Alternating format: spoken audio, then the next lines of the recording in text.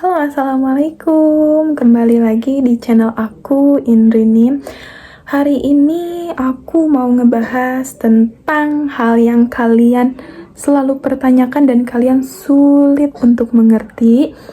Nah, yaitu tentang masa subur wanita.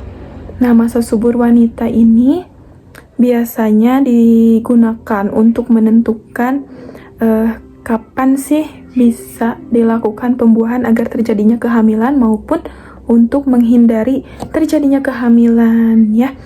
Nah, masa subur wanita itu rata-rata terjadi 14 hari setelah haid pertama keluar. Nah, misalnya kamu haidnya tanggal 1, nah biasanya masa subur itu sekitar tanggal 13, 14, 15 di tanggal itu gitu ya.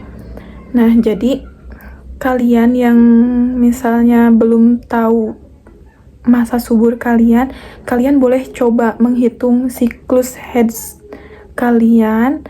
Misalnya siklusnya berapa hari, terus lama haidnya berapa hari. Nah, itu bisa kalian hitung sendiri sebenarnya, tapi buat yang masih belum ngerti juga, kalian bisa banyak kok aplikasi di Google Play Store atau App Store yang bisa kalian download untuk menghitung masa subur kalian. Biasanya aplikasinya tentang aplikasi menstruasi. Di sana kalian cukup menginput data kalian, lama kalian menstruasi, lama siklus kalian.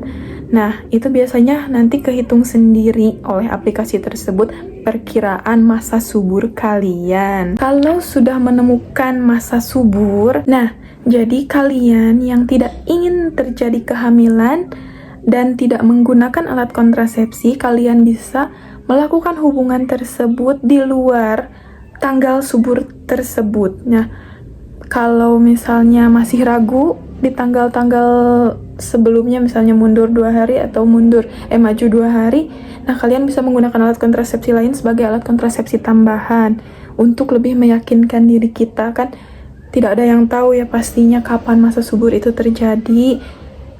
Kalau menurut hitungan kan belum pasti juga, bisa saja siklus kita di bulan ini berubah sedikit, jadi misalnya mundur atau maju siklusnya.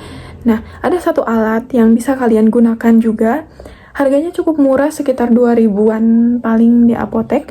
Bisa kalian beli, namanya ovulasi tes. Nah, kayak gini bentuknya ya. Kalau kalian nggak tahu, aku nggak punya alatnya sih, udah kepake lama. Nah, kalian bisa pakai ini. Caranya sama kayak kalau kalian ngetes kehamilan. Kalian cukup kencing, terus dicelup di air kencing kalian selama kurang lebih 30 detik.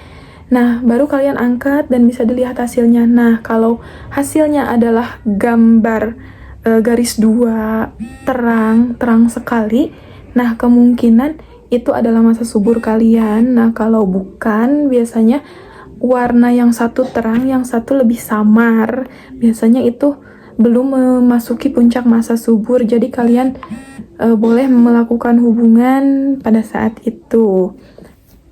Tapi saya selalu tegaskan untuk kalian ya, alat yang dibuat manusia pasti saja ada errornya ya, human errornya.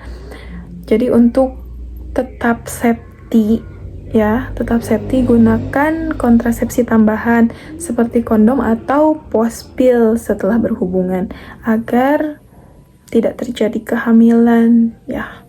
Nah, bagi yang mau hamil, silahkan melakukan hubungan di saat puncak masa subur tersebut setelah melakukan ovulasi tes. Biasanya masa suburnya tidak terlalu panjang, jadi kalian harus segera memanfaatkan masa-masa tersebut.